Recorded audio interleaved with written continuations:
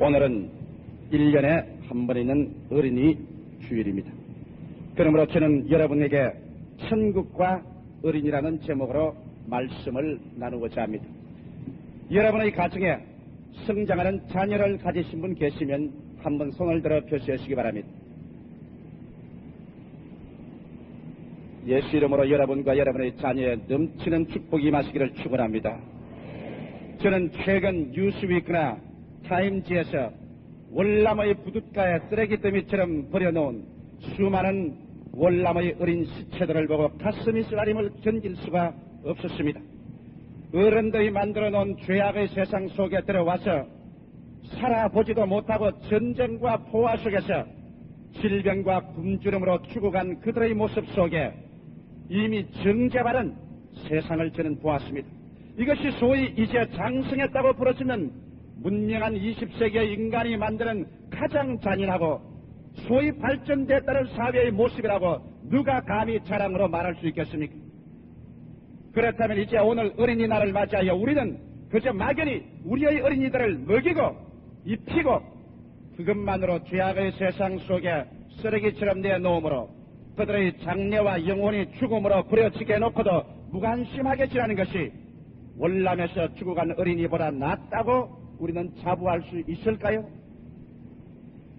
너무도 바쁘다는 핑계 때문에 지나가는 삶의 소용돌이 속에서 우리는 오늘 이 시간까지 예수님의 제자들이 예수께 기도를 받겠다고 찾아온 어린아이들을 무시하고 내어쫓다가 그리스도에게 꾸중을 들은 것처럼 우리들도 어린아이들을 무시하고 우리 개인 자신의 삶에 여념없이 취하여 살아오지 않았었습니까?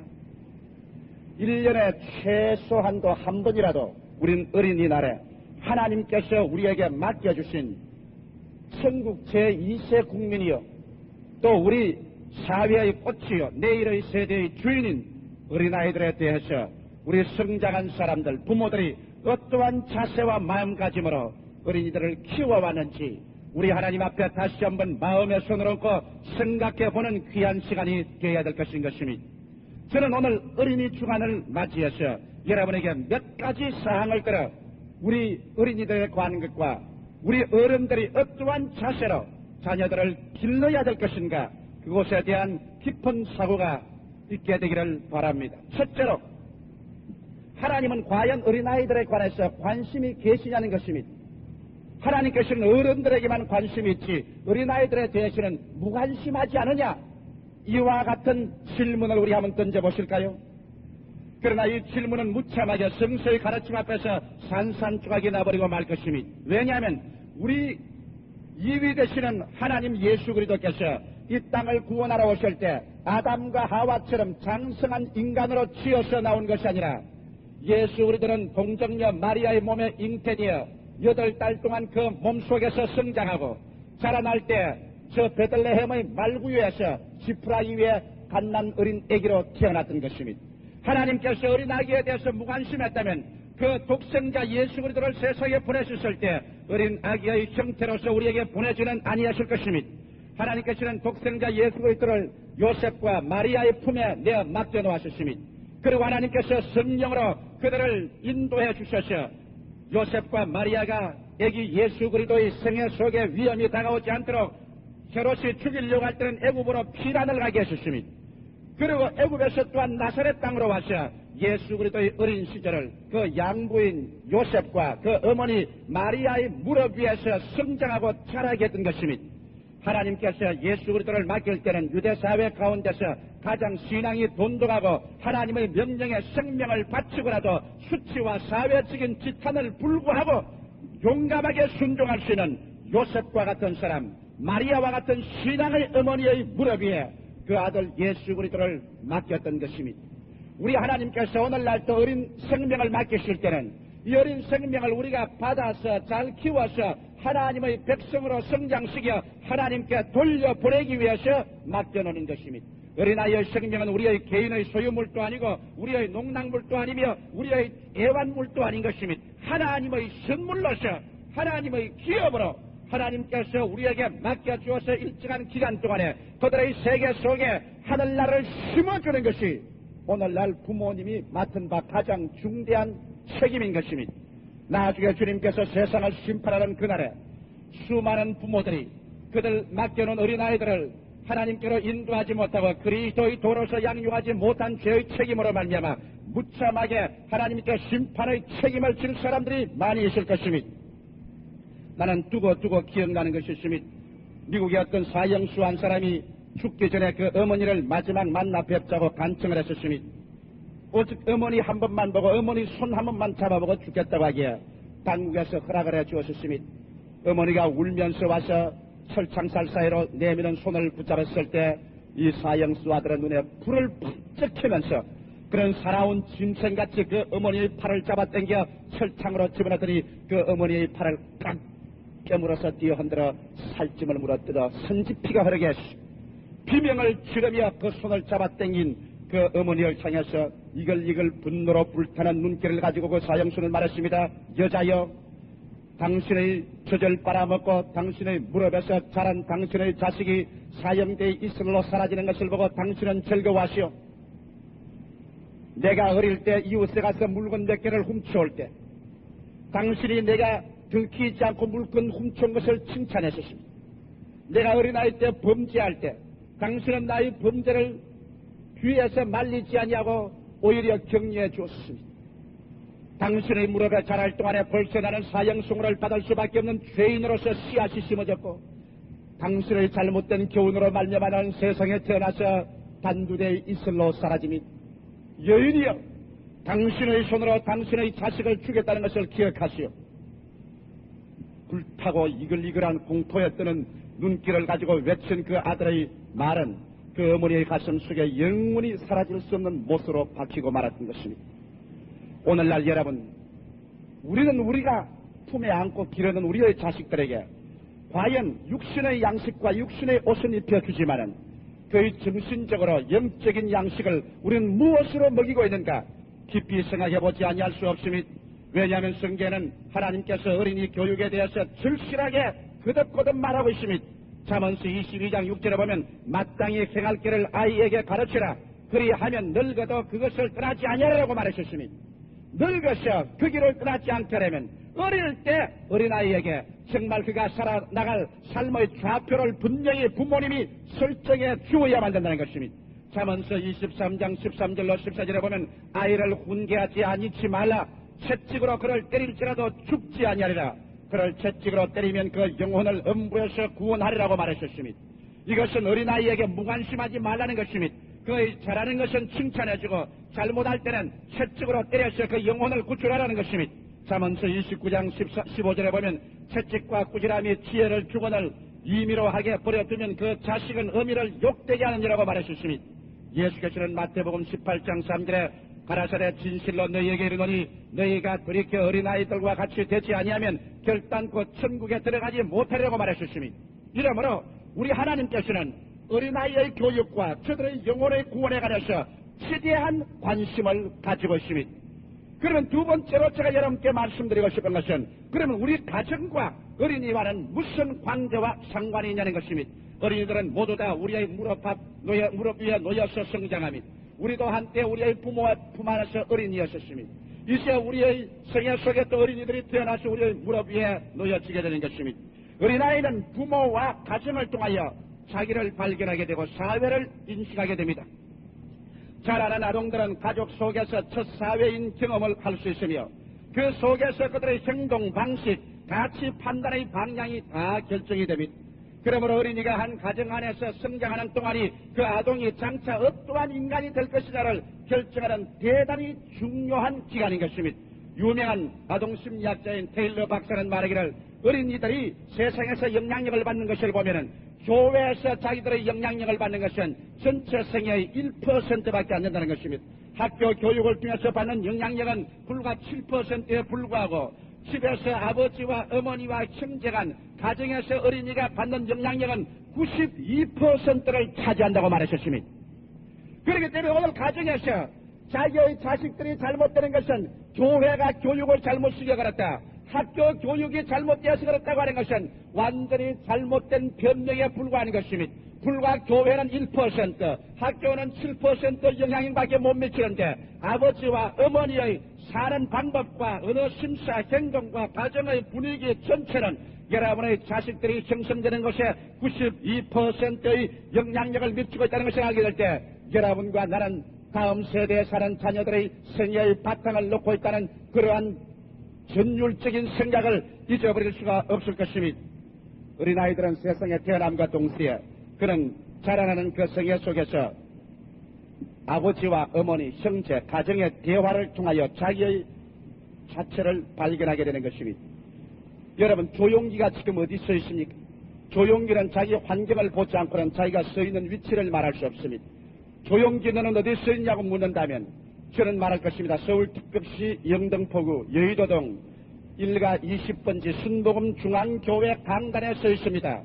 그렇게 말해야 조용기의 위치가 발견되는 것입니다.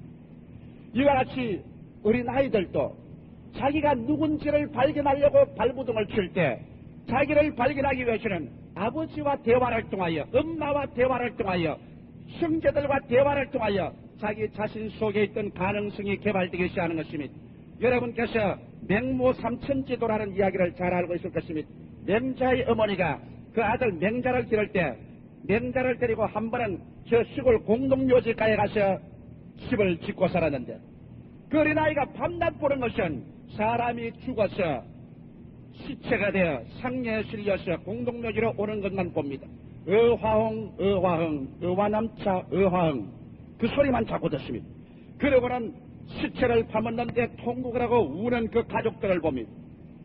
맹자의 어머니가 가만히 보니까 그 아들이 한다는 일이 늘 짐승 한 마리를 잡아서도 조그마한 나무에 꼽아놓고 난 다음 어화흥, 어화흥, 어화남차, 어화흥 하고는 땅을 파묻어놓고 통곡하고 우는 장례 지르는 일만 계속해서 말합니다. 맹자는 그 자리에서 사람의 죽음에 자기를 비춰 대화를 통해서 인간은 죽는 것이다. 인간은 슬픈 것이다. 그러므로 그곳에 대한 자기 자신이 개발되고 발전되었습니다. 어머니가 그것을 보고 놀라셨습니다. 안 되겠습니다. 그래서 맹자를 당장 옮겨서 시장터가 있는 곳에 집을 구해서 그곳에 기렸다는 것입니다. 얼마 전에 맹자가 보는 것은 모든 만나는 사람마다 여보시오 내 물건 사시오, 컬찍컬찍한 내 물건 사시오, 질기고 좋은 내 물건 사시오, 맛이 있는 내 물건 사시오 그 소리만 자꾸 듣습니다. 그래서 장사의 근본 기능이 맹자 속에 개발되기 시작합니다. 그 사람과 대화 속에서 자기 속에 있는 장사꾼의 소질이 개발됩니다. 그 다음 엄마가 집에 와보니까 맹자가 하는 소리가 밤낮으로 컬찍컬찍한 내 물건 사십시오. 이거 질기고 좋습니다. 이것 물건이 제일 좋습니다는 그런 소리만 합니다. 어머니가 들으니 안 되겠다. 이것도 맹자를 잘못 개발하겠다.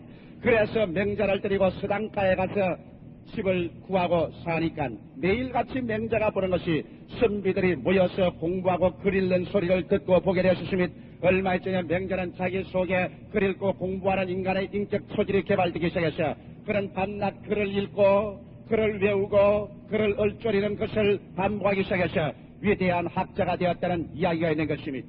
대화는 자기를 발견하는 거울이 된다는 것을 잊지 말아야만 되는 것입니다. 오늘 우리 장성한 여러분, 우리 어른들도 그렇습니다. 나야 뭐 이제 자랐으니까 까딱 없다고 말하는 사람은 거짓말인 것입니다.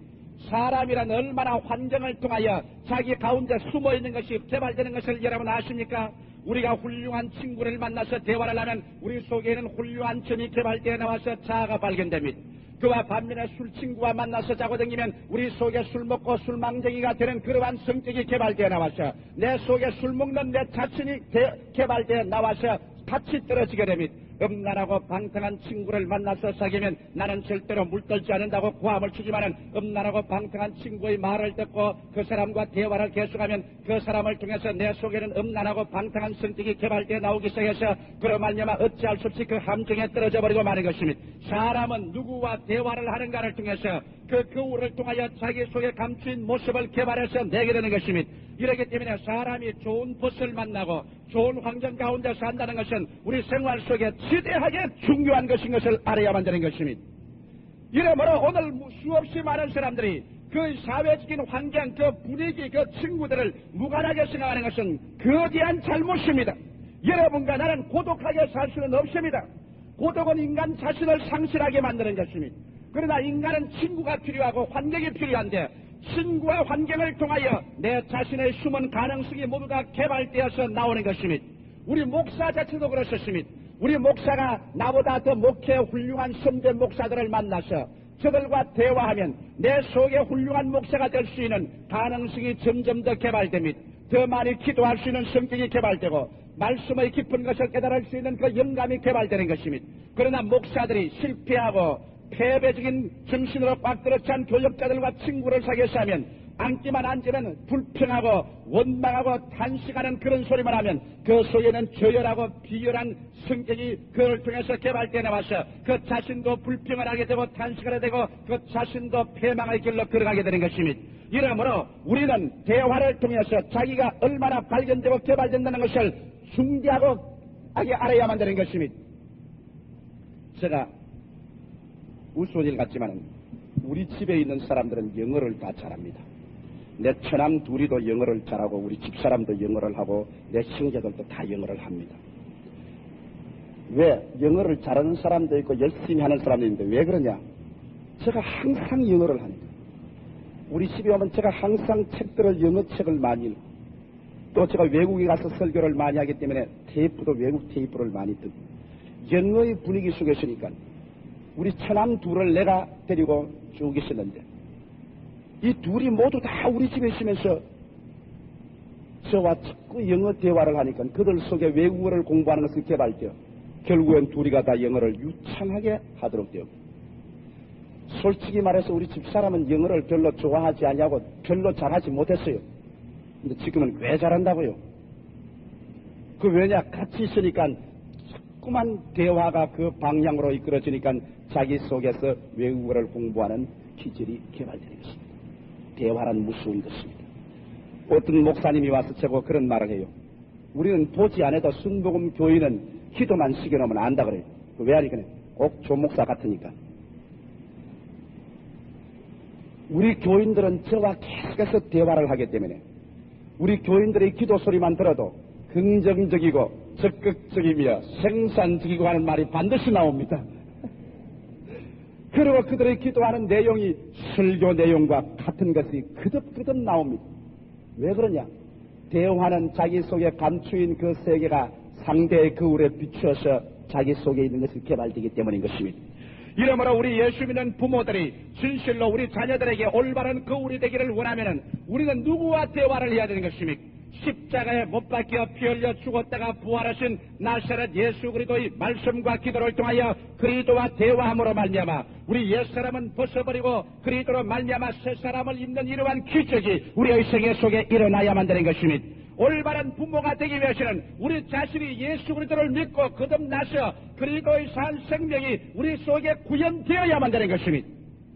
아무리 죄를 짓고 불의하고 추악하며 버림을 받아야 마땅할 인간이라도 그리스도의 십자가 앞에 나와서 그리스도를 쳐다보고 그리스도를 통한 대화를 나누어 보십시오.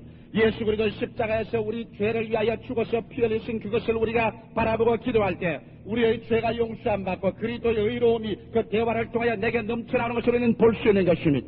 우리는 그리스도의 십자가를 통하여 제가 우리의 연약한 것을 친히 담당하시고 병을 짊어지고 가신 것을 알게 됨으로 말미암아 우리의 속에 비추오는 것은 나는 건강을 얻을 자신과 권리가 있다는 것이 그 대화를 통하여 얻어지게 되는 것입니다. 우리가 십자가를 계속 바라보고 있을 때 율법의 저주를 예수님이 대신 받아서 십자가에 못 박여 율법의 저주에서 우리를 속량시킨 것을 알게 됨으로 말미암아 그리스도와의 대화를 통해서 나는 저주받을 필요가 없고 저주에 더 이상 묶일 필요가 없는 존재라는 것을 십자가를 통하여 알게 되고 나는 축복받은 사람이라는 변화가 내게 다가오게 되는 것입니다. 그리스도를 계속 쳐다보고 있을 때 예수께서 날 위하여 죽으시고 날 위하여 부활하기 때문에 나는 그리스도로 말미암아 이상 더 죽을 필요가 없고 지옥에 갈 필요가 없고 예수 그리스도로 말미암아 하나님의 자녀가 되어 하늘의 보좌 우편에 이미 그리스도 안에 앉은 내 자신을 발견하고 나는 영생 얻은 하나님의 백성인 자신을 얻게 되는 것입니다. 대화를 통하여 우리의 자신이 변화되게 하는 것입니다. 옛 죄악에 속한 생각이 사라지고 그 언어가 사라지고 그 잘못된 부정적인 상념이 없어지고 그리스도를 통하여 새로운 말이 들어오고 새로운 세계가 나타나고 새로운 나의 삶의 위치가 생겨나서 진실로 그리스도와 대화를 통해서 변화된 내 자신은 말이 깨끗해지고 생활이 맑아지고 희망이 앞에 청청해지고 영혼이 잘됨같이 범사에 잘되며 강건하게 되는 확신이 있게 되고 우리는 적극적이고 창조적이며 생산적인 자기의 이미지를 그리스도와의 대화를 통해서 개발할 수가 있는 것입니다. 그러므로 술집에 앉아있는 사람과 음란하고 방탕한 곳에 때를 지어 다니는 사람과 그리스도의 앞에 무릎을 꿇어서 십자가를 바라본 사람이 똑같은 시간에 똑같은 환경에서 지냈지만은 천냥지처럼 그 사람의 삶의 방향이 달라진다는 것을 대화를 통해서 우리는 잘 알 수 있는 것입니다. 우리 장성한 어른들이 우리의 대화를 통해서 우리의 세계가 그와 같이 영향력을 있겠거든 하물며 백지와 같이 태어나서 감정점 하나 떨어뜨리면 가만점이 그 백지에 그러므로 술집에 앉아있는 사람과 음란하고 방탕한 곳에 때를 지어 다니는 사람과 그리스도의 앞에 무릎을 꿇어서 십자가를 바라본 사람이 똑같은 시간에 똑같은 환경에서 지냈지만은 천냥지처럼 그 사람의 삶의 방향이 달라진다는 것을 대화를 통해서 우리는 잘 알 수 있는 것입니다. 우리 장성한 어른들이 우리의 대화를 통해서 우리의 세계가 그와 같이 영향력을 있겠거든 하물며 백지와 같이 태어나서 감정점 하나 떨어뜨리면 가만히 그 백지에 번져나가는 것처럼 아무것도 없는 순수한 마음으로 자라난 어린아이가 부모님들과 대화 속에서 자기들의 생계를 주름져가고 수놓아간다는 것을 알게 될 때 우리 부모들은 떨리는 마음으로 어린 자녀들과 무슨 대화를 나누는지 진실로 우리는 잘 알아봐야 될 것인 것입니다. 어린아이 앞에서 술잔을 들고 취해서 망나니 짓이라는 대화를 했죠. 어린아이 속에 나도 술 먹고 저렇게 될 수 있다는 가능성을 개발하겠습니까? 어린아이 앞에서 담배를 빚고 연기를 온실에 가득히 채우고 담배째가 어느 곳에나 다 떨어뜨려 놓아서 희좁고 더러운 인상을 쥐어 나도 저러한 인간이 되어야 되겠구나 하고 그런 인상을 어린아이에게 주고 말겠습니까?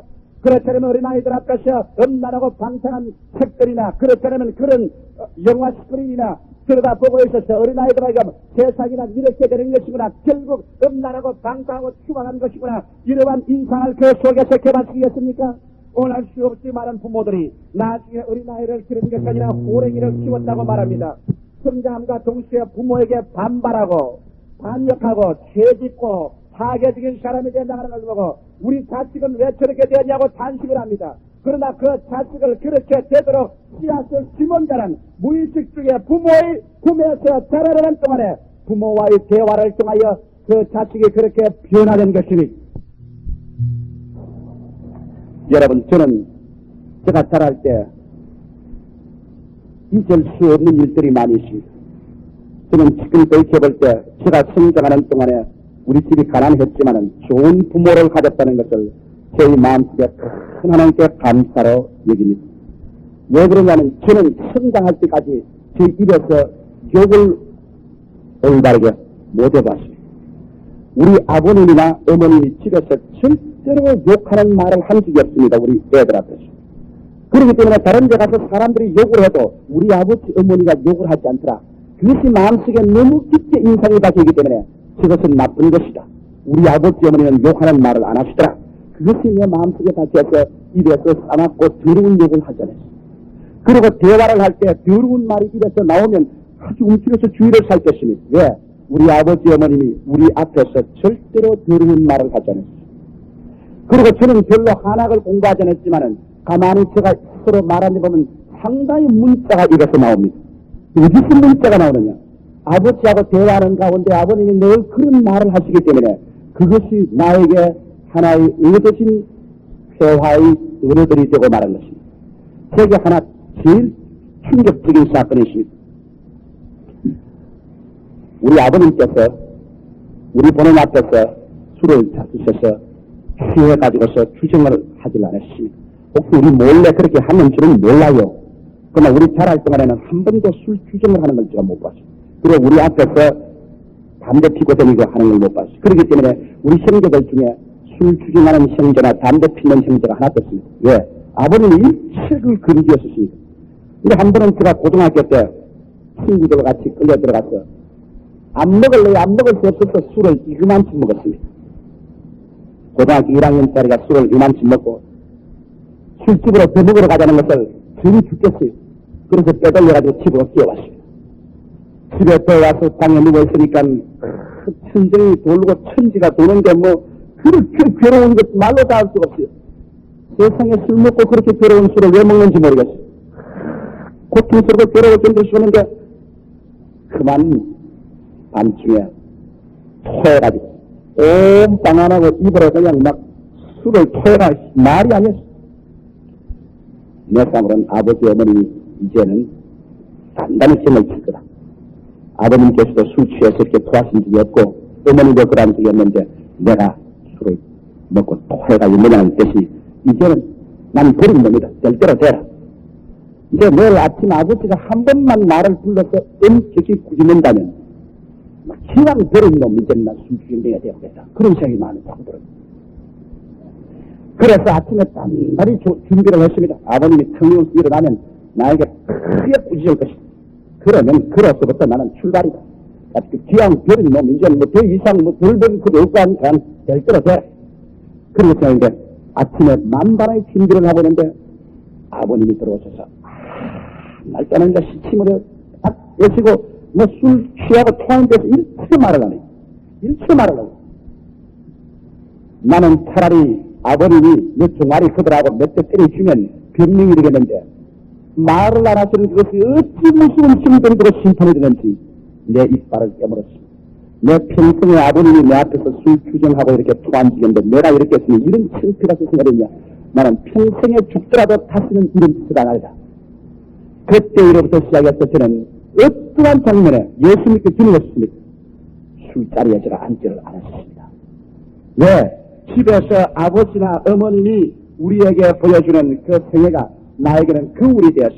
그 대화를 통하여 내 인격 형성의 기반을 만들어준 것이니 지금 제가 돌아볼 때 우리 아버님이 나에게 큰 재산 몰려주지 못하고 그렇다고 세상 자녀들처럼 대학까지 교육을 시켜주지 못했다 할지라도 그들의 일생을 통하여 주님 참 이제는 주님 잘 믿으시지만은 주님 안 믿는 성에서도 윤리와 도덕적인 생활 속에서 어느 심사 행동에 그리낀 것이 없는 그러한 교훈을 비춰주었기 때문에 저희 속에 있는 그러한 것이 개발되었습니다. 모든 사람은 천사가 될 수 있는 가능성도 있고 악마가 될 수 있는 가능성도 있습니다.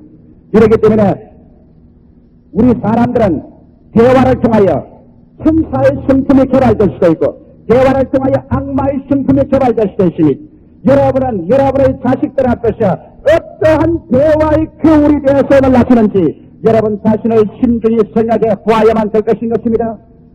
부모가 그리스도와의 대화를 통해서 새로운 자아를 얻으면 비로소 자녀에게 하나님을 보여줄 수 있고 신앙을 보여줄 수 있습니다. 아침에 자고 일어난 애들을 채찍으로 때려가 강제로 그냥 찬송 부르게 하고 강제로 성경 읽으라고 하고 강제로 기도하라고 하고 그 다음 부모님들의 생애는 보면 자식들 불어났다서 부부간에 싸워서 눈이 시퍼렇게 때려서 터지게 하고 나아가서 술 먹고 늦게 들어오기도 하고 그리고 주일날은 시침이 딱 되고 교회 나가고 하면 자식들이 뭐라고 하냐니까 저 위선자 보아라. 원래 인생은 저렇게 위선으로 사는 거다. 그러므로 우리도 위선으로 살자. 위선자의 모습이 개발되어버리고 많은 것입니다. 오늘 어린이 주간을 통하여 여러분 진실로 여러분에게 맡긴 어린아이들을 올바르게 키우고 성장시키기 위해서 여러분 자신이 그리스도와의 대화를 통하여 예수 그리스도의 모습이 성령으로 여러분 생애 속에 나타나게 되시기를 주 예수 이름으로 축원합니다. 오늘 이 시간에 여러분과 나를 위하여 십자가에 못 박혀 피 흘리신 그리스도를 쳐다보십시오. 그를 통하여 성령께서 여러분의 마음속에 넘치게 비춰주는 말씀을 듣습니까? 오늘 우리가 여기 성찬에 그리스도의 흘린 피와 그리스도의 깨진 몸을 먹을 것입니다. 그 피의 흐름은 나의 죄를 대신 씻으신 것이요 그 살을 찢었지만 나의 육신의 연약과 저주를 대신 짊어진 것입니다. 그 대화를 통하여 우리에게 빌려지는 새로운 나의 이미지, 새로운 모습은 죄에서 벗어나고 질병과 저주에서 이겨난 새로운 삼박자 구원을 얻은 인간의 이미지로 강하고 담대한 신념의 사람으로 새로운 모습이 그려지지 않습니까? 그 모습대로 생각하고 그 모습대로 말하고 그 모습대로 참여하고 그 모습대로 믿습니다로 나갈 때 여러분 자신만 축복을 받을 것이 아니라 여러분의 생애를 통하여서 들여다보고 있는 여러분의 자녀가 자기도 그와 같은 신앙을 여러분을 통하여 얻게 되는 것입니다.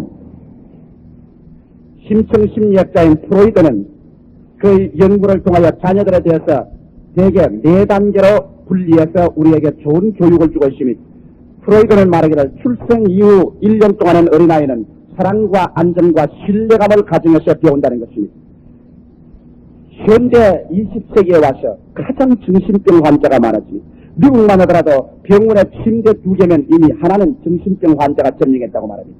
그런데 그 이유를 설명하는 중에 언제부터 정신병이 극도로 팽창하려냐, 어머니들이 어린아이를 젖가슴에서 모유를 먹이지 않고 우유병에 넣어서 젖꼭지를 물린 그때로부터 시작해서 세계의 정신 상황은 마이너스로 떨어지기 시작했다는 것입니다. 어린아이가 아직 말은 할 줄 모르고 자의식이 없지만은 어머니의 품에 꼭 끼어안겨서 어머니의 젖꼭지를 물고 있을 동안에 어머니를 통하여서 그 어린아이에게 사랑과 안정과 신뢰감이 전달된다는 것입니다. 그러나 찰리찬 플라스틱의 젖꼭지를 물고 있을 동안에는 어린아이는 부모의 사랑과 신뢰와 안정을 받아들이지 못하기 때문에 신경으로 불안하고 불안정하고 착잡한 심정으로 자라나서 그 어린아이가 자람과 동시에 신경쇠약이 되고 정신분열증을 가져오게 된다는 것입니다. 이러므로 모유를 먹인다는 것은 건강성에 좋을 뿐만 아니라 어린아이들의 그 정신위생상 심리적으로 자라는데 절대적인 영향력을 미친다는 것입니다. 오늘날 어린아이들은 부모의 사랑 없이는 자라지 못합니다. 미국 소아과 협회에서 발견한 사실을 전에도 제가 여러분께 설교했지만은 사랑 없이 우유병만 가지고서 영아원에서 기르는 자녀는 거의 대개가 죽어나간다는 것입니다. 그러므로 어린아이들이 이 세상에 자랄 동안에 가장 필요한 것은 가정의 사랑과 안정과 신뢰감을 가져올 수 있는 그러한 가정인 것입니다. 어릴 때부터 가정이 파괴되어 이혼을 하고 어머니가 울고 아버지가 단식을 하고 어린아이를 넣고 이리 쫓기고 저리 쫓기는 그런 상황 속에서 자라나면 삐뚤어진 인격으로서 어린아이가 자라지 않겠습니까? 오늘 여러분께서 교도소나 경무소에 가보십시오. 그곳에 나와 있는 어린 애들 중에 또 그곳에서 죄수들 중에 거의 대다수가 어릴 자랄 때 환경 속에 부모의 사랑을 받지 못하고 자라서 삐뚤어진 방향으로 사랑을 받으려고 나온 것이 결국에는 죄수가 되고 정신다약자가 되어 나왔다는 것입니다.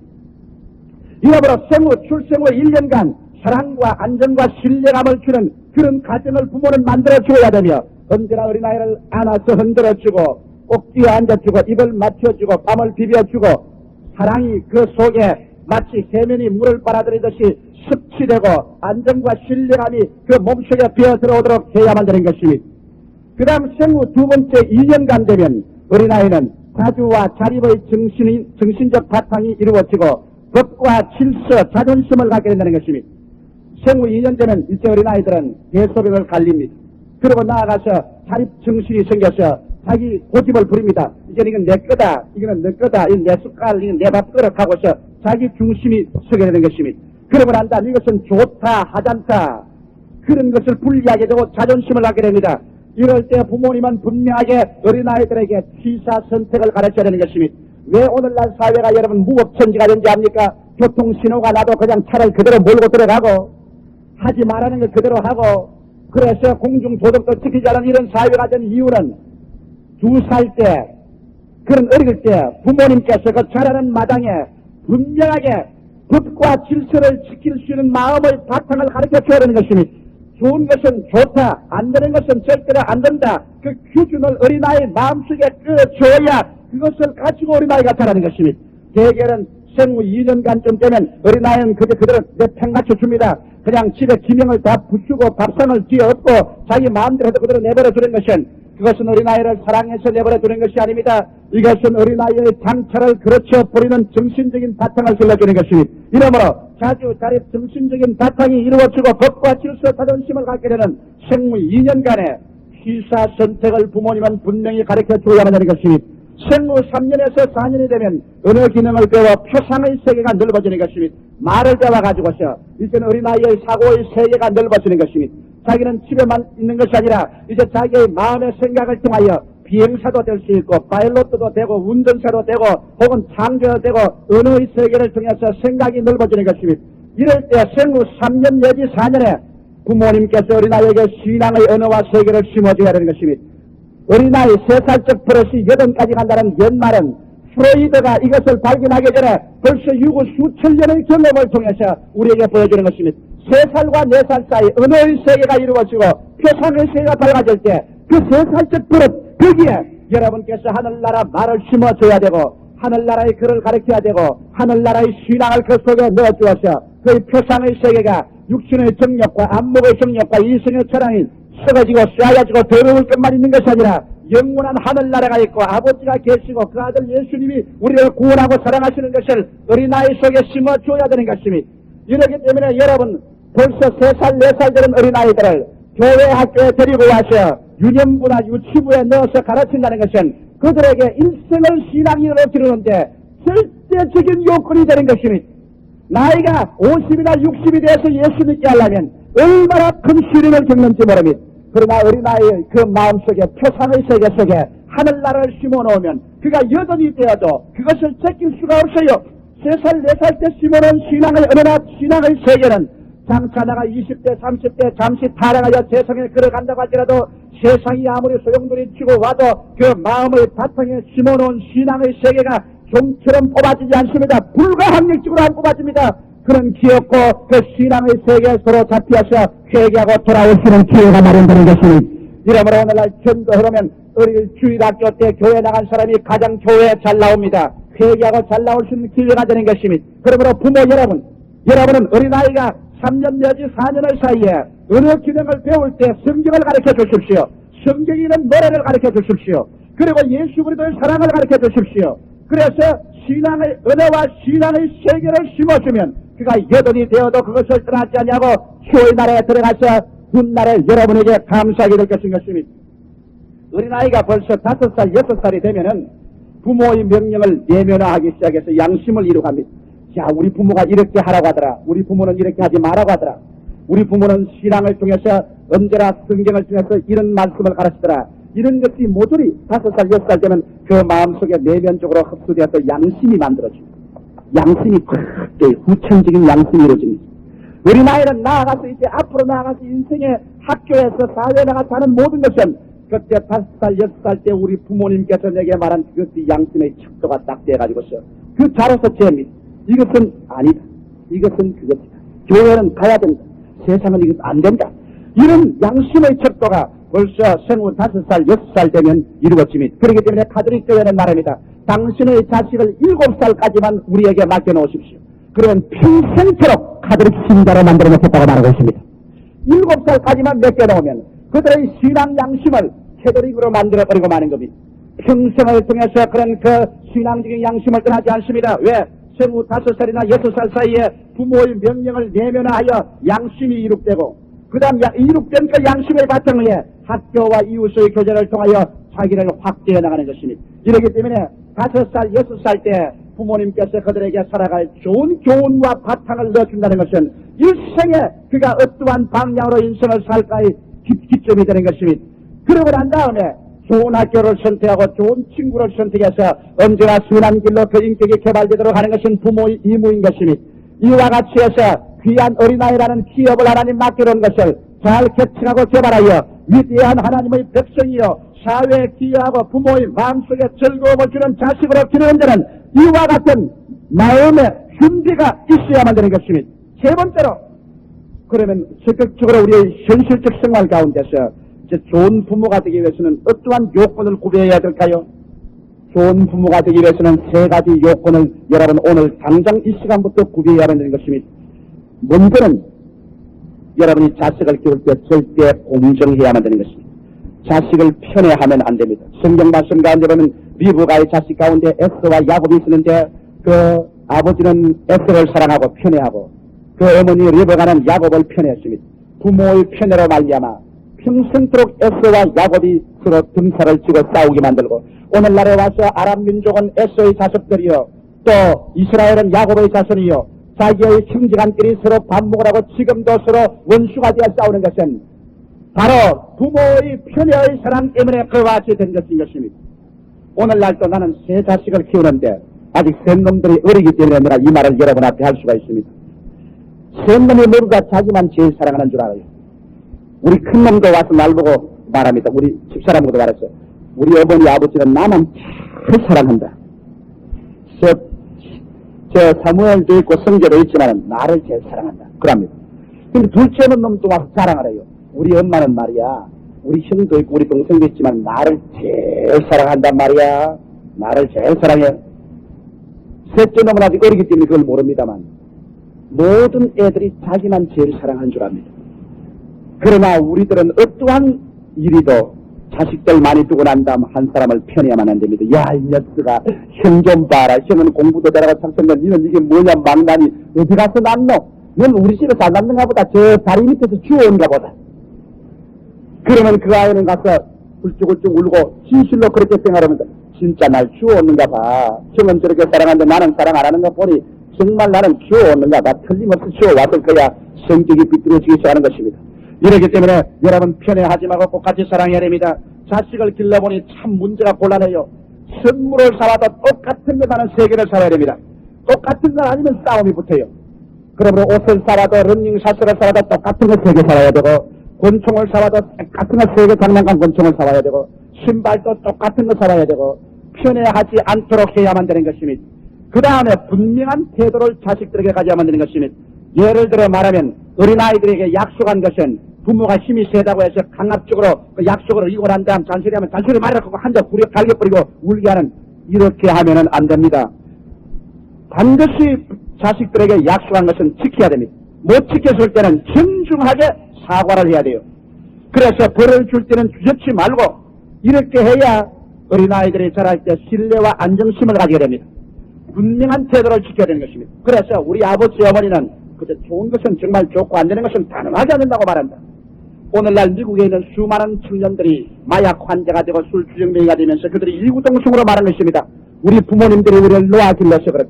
우리는 어느 것이 옳고 어느 것이 그런 것을 알 정신적인 태도에서 우리가 일부러 부모님을 걸려가고 그 담을 뛰어넘어가려고 할 때 부모님들이 안 된다고 딱 막아서면 우리가 돌아섰을 것인데, 부모님들이 우리를 놓아주었기 때문에 오늘 우리를 이렇게 만들었다. 그런 것을 제가 읽어본 적이 있습니다. 이러므로 우리가 반드시 약속한 것이나 가능한 것 하겠다고 한 것은 해줘야 되고, 안 된 것은 단호하게 안 되는 태도를 보여줘야 됩니다. 이래야 어린아이들의 마음속에 반드시 자랄 때 신뢰와 안정심이 생기는 것입니다. 그 다음 나아가서 자녀들과 친구가 되어야 되는 것입니다. 저는 그동안 친구가 못 되었었어요. 해외여행을 많이 하고 늘 복음 전도에 바쁘고 해서 어린아이하고 친구가 못 돼요. 휴일날 오후에라도 친구가 되고 싶지만 주일날 오후까지 내가 시간이 없지. 월요일날 하루 쉬는 날을 내놓으면 애들은 다 학교 가지. 어린아이들을 만날 수가 없습니다. 그래서 저희 마음속에 이거 안 되겠다 싶은 생각이 나서 비록 늦게 오더라도 어린아이들에게 친구가 되어주겠다고, 제가 늦게 신방을 하고 저녁 7시, 8시에 들어오게 되면 어린아이들이 자요. 자면 침대에 가서 자는 놈들을 모두 다 머리를 쓰다듬어두고 주님께 간절히 기도를 해줬습니다. 그리고 아침에 일어나서 가서 모두 다 안수해서 기도를 해주고 입을 맞추어주고 덩어리를 두들겨주고 했더니만 확연하게 어린아이들이 달라지기 시작하는 겁니다. 전에는 그들이 나를 보면 피해요. 그리고 나를 별로 좋아하지 않아요. 외국에 가면 뒤 갔는가 보다, 오면 또 뒤가 왔는가 보다.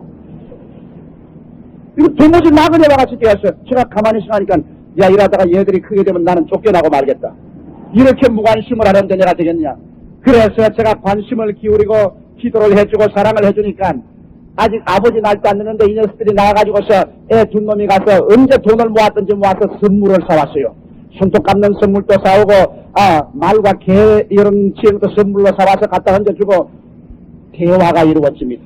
자녀들과 여러분 대화는 반드시 필요한 것입니다. 아무리 바쁘다고 해서 사업에 바쁘다, 생활에 바쁘다고 해서 여러분이 대화를 버리고 친구를 버리고 나면 여러분이 노년기에 좋은 친구를 잃어버리고 마는 겁니다. 지금은 그 자녀들이 여러분이 친구가 되기를 원하지만은 나중에 50, 60대 보십시오. 이제 여러분은 그 자식들이 여러분 친구로서 필요한 것입니다. 그 자식들이 여러분 모른다고 돌아서게 될 때 여러분 얼마나 비참하게 되는지 압니까? 오늘 외국 사람들이 자기들의 돈벌이에 너무 바빠서 자녀들에게 관심을 기울이지 않았습니다. 오늘 외국의 노인들이 얼마나 불쌍한지 압니까? 그들의 자식들이 다 상상의 짝을 지어나고 나면 노인들은 갈 데 올 데 없이 외롭습니다. 1년에 자식들이 한 번 찾아오면 고장 많이 옵니다. 그렇지 않냐고 양로원 같은 데 가 있으면 1년에 꼭 한 번 이름 있는 날에 자식들이 한 번 찾아와서 보고는 그대로 가버립니다. 그래서 그들은 날이 갈수록 외롭고 쓸쓸한 가운데 앉아있습니다. 구라파에 가면 날이 따뜻한 날은 공원 벤치에 나만 노인들이 신문지 조각 하나 들고 와서 하루 종일 벤치에 앉아있습니다. 나는 그걸 보게 할 때 그들 노년 생활의 비극을 봅니다. 그렇기 때문에 문명한 사회 속에서 수없이 많은 노인들이 자살을 합니다. 왜? 자녀들의 친구를 잃어버리기 때문이겠습니다. 젊은 세대 자식들이 친구가 필요할 때 그들은 바빠서 자식들하고 친구가 되어주지 못했습니다. 그 결과로 노년이 된 오늘날의 자식들은 다 버리고 말았습니다. 나는 브루스도 목사님의 그 이야기를 잊을 수가 없어요. 브루스도 목사님은 그 자식들이 지금도 참 그 부모를 사랑하고 좋아합니다. 그런데 브루스 목사님은 결심하고 자기는 자식들하고 친구가 되었다는 것입니다. 지금도 자기 자식들이 모이면 하나 잊지 못한 사건을 말한답니다. 한 번은 토요일 날입니다. 애들하고 약속을 하기를 오늘은 바닷가로 산책을 가자. 점심밥을 치어서 산책을 가자고 약속을 했다면 그 애들이 좋다고 그냥 박수를 치고 그냥 발을 동동 굴르고 좋아했는데 다 옷을 입고 샌드위치를 다 준비하고 엄마하고 이제 출발하려고 나오는데 전화가 들어왔어요. 또 전화를 딱 받으니까 지금 급한 환자가 병원에 입원을 하는데 목사님이 꼭 와서 신방을 지금 당장 해달라는 전화가 왔습니다. 그 전화를 받자마자 어린아이들의 얼굴이 전부 다 사색이 되어버리고 만드는 것입니다. 그러고 난 다음 그대로 주저앉아. 다 끝났다. 아버지는 또 병원으로 가고 우린 다 끝났다. 그래서 브루스 목사님이 잠시 생각하다가 말고서 전화했음을 분석되면서 여보세요. 내가 며칠 전에 다른 교인에게 오늘 아침 오전 신방하기로 미리 약속을 했습니다. 그래서 그 다른 교인 여기 3명이 와서 기다리고 있어요. 3명이 자기 자식들이거든. 다른 교인 3명이 기다리고 있으니까 아침에 그 집 먼저 신방을 하고 난 다음에 그 다음 오후에 찾아가겠습니다. 그러니까 애들이 막 손바닥에서 그렇지 우리도 교인이지 우리는 교인 아니라고 우리 목사님 집에서 살지만 우리도 그 교인이란 말이야. 우리 아버지 말이 맞았어. 우리하고 신방해야 돼. 그래서 걔들하고 오전 중에 같이 지난 것을 이제 다 장성해서 자식들을 낳고 목사가 되고 또 대학 교수가 되는 이 마당에서 그들이 지금도 두고두고 그 이야기를 한답니다. 우리 아버지는 우리와 친구가 되기 위해서 우리 가정의 교인 3사람을 위해서 자기가 그 약속을 버리지 않더라. 그래서 오늘날 나이가 많아져도 그 자식들이 늘 아버지와 다정한 친구를 잊어버리지 않습니다. 여러분 그러므로 여러분께서 젊었을 때 자녀하고 친구가 되십시오. 여러분 나이가 많아져서 친구가 필요할 때 그때 여러분의 자식은 끝까지 여러분의 다정한 친구가 되어서 여러분 주위를 떠나지 않을 것입니다. 친밀함이 없이는 음하기만 하면 인격에 깊은 위축감과 상처가 남겨놓는 것이 없습니다. 우리 한국의 부모라고 말하면 언제나 우리 아버지를 말할 때 음친이라고 말합니다. 어머니는 자당이라고 말합니다. 아버지는 무서운 부모고 어머니는 자비로운 부모다. 이것은 잘못된 하나의 인사인 것입니다. 부모가 연합해서 자녀들에게 친밀함을 가져줌으로 말미암아 그들의 생활 속에 위축감이나 상처를 가져오지 말아야만 되는 것입니다. 이렇게 되어서 공정하고 분명한 태도를 가지고 친구가 되는 이러한 삶으로서 자녀를 길러내면 자녀는 자라나서 하나님께 영광되고 나라의 기둥되고 부모의 소망이 될 것입니다. 어린이는 부모의 소망일 뿐 아니라 나라의 소망이며 천국의 후보자들입니다. 그렇기 때문에 성경 시편 127편 3절에 자식은 여호와의 주신 기업이라고 말하고 있는 것입니다. 기업 경영을 잘못하면 파산을 하고 잘하면 큰 이익을 얻는 것처럼 자식은 하나님께서 주신 기업인 만큼 크게 열매 맺도록 키워서 하나님께 바칠 의무가 부모와 사회에 놓여 있는 것입니다. 여러분은 모두 다 지금 부모이거나 그렇지 않으면 장차 부모가 될 사람들인 것입니다. 여러분에게 하나님께 맡겨주실 어린 자녀들을 어떻게 키워서 하나님께 영광되고 사회의 기둥이 되고 조국과 민족의 소망이 되고 여러분의 마음에 큰 기쁨이 되는 열매로서 성장시키겠습니까? 오늘 주신 하나님의 말씀을 우리 마음속에 깊이 생각하고 어린아이가 하나님의 백성이 되기 전에 그들이 거울을 비춰보는 부모님 여러분 자신이 예수 믿고 성신 충만하고 하나님 앞에 올바르게 선 사람 되시기를 주의 이름으로 축원합니다.